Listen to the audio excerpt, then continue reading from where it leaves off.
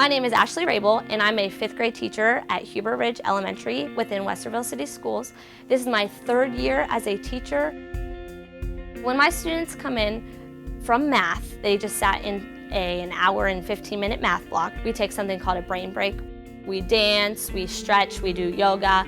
It's up to them, whatever they choose. It's just a way to get them to give their brains a break, and it's also time for the other students to get organized and put their math stuff away and to get ready for the next period, which is language arts.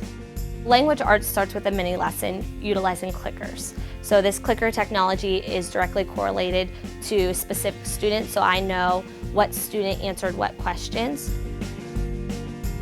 The question comes up, the students provide their answer, and then I can gauge right there the number of students that know the answer, that do not know the answer, and I can also identify the misconception if there's an answer that a lot of students selected but was not the correct answer.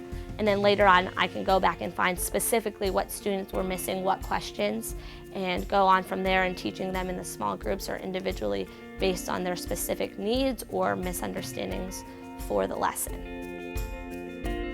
My approach to blended learning is a guided reading kind of setup where I have students who work with me, and then all of the other students are working independently on different stations or rotations. Students who are working out on their own are working on things also that I found that they specifically need.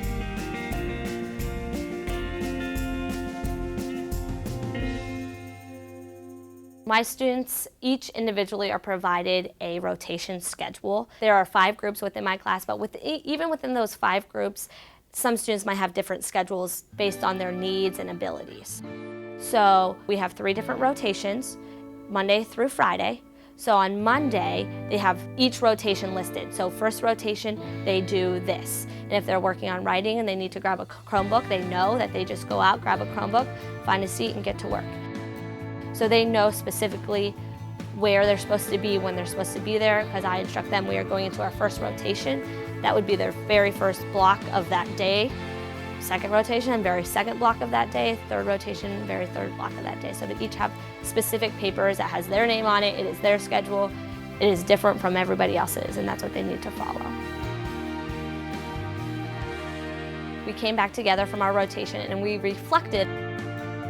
Well, what did I do? What did I accomplish here? Was there something that I was really, really proud of?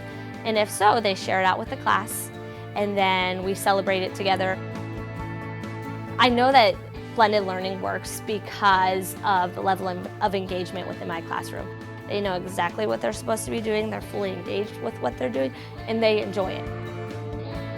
So I also know blended learning works because of the STAR scores that I've analyzed from month to month, from the beginning of the year to now.